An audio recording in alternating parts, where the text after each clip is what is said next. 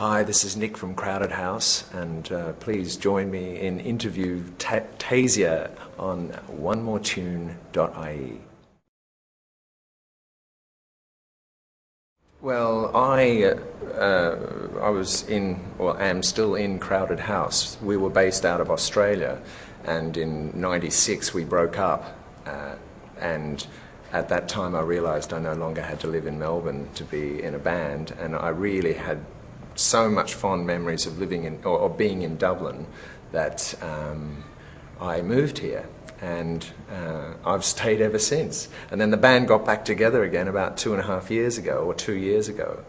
But I still live in Dublin. They all lived, we live all around the world now. It's a little bit tricky, but I love living here. It's a really great city. I mean, other than the fact that it rains too much. But there's a really good, vibrant atmosphere for artists and people who like the crack.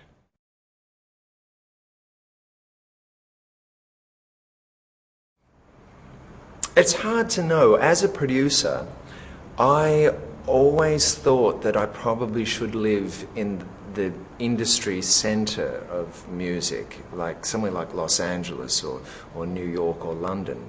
But there was a certain point when I realised that all the music that I grew up with, that I loved, seemed to come from the peripheries.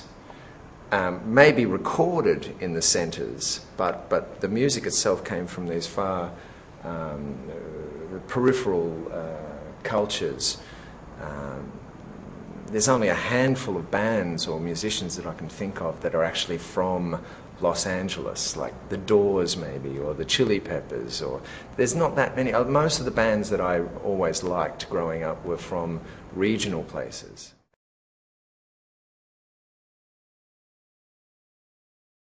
And I think that my attraction to Dublin is that it is quite parochial in its own culture. It's a unique cultural experience. It's very tight-knit and social, very welcoming, because I'm a foreigner, and yet I feel like, well, I've lived here 10 years now, so they've made me feel at home, and I seem to work with a lot of, well, the musicians. Music is an international thing, so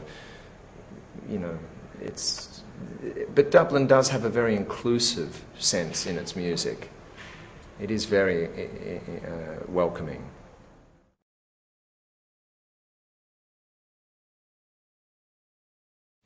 The records that I've been involved with as a producer or even a musician on the records, they're never as good as they could be.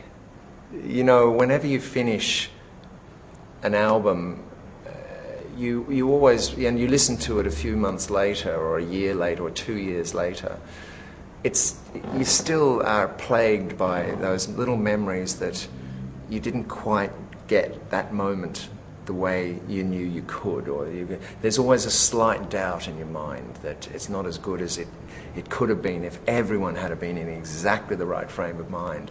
And it's the musician's lament, really.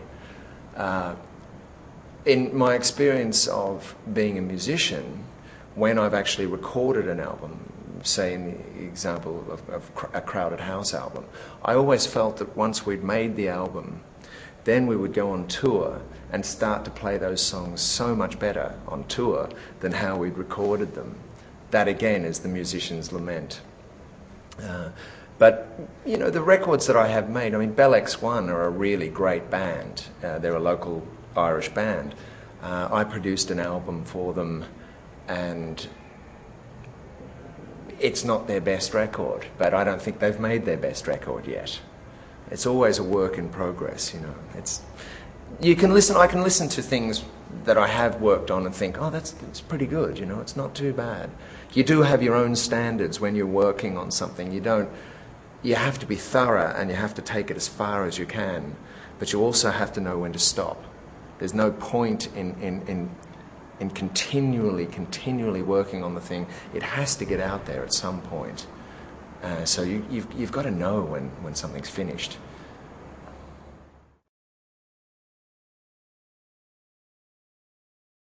Yes, and I have actually produced things with them, but sadly, as a producer, you can always be a stepping stone for artists. The longer I have been working as a producer, the more I realise that you can't really force a situation. You just have to be part of, just in the right place at the right time and be supportive and positive, because there's a very good chance that you're going to be stepped on at another point, and you can't try and claim something as your own and then become really frustrated and bitter if you've been then marginalised as an artist, has moved to another level. That has happened to me a couple of times, and it's happened to really top name producers as well, which I've been delighted to know. Even when they're on the A list, those sorts of things can happen, where they get kind of pushed out of the picture at the last minute.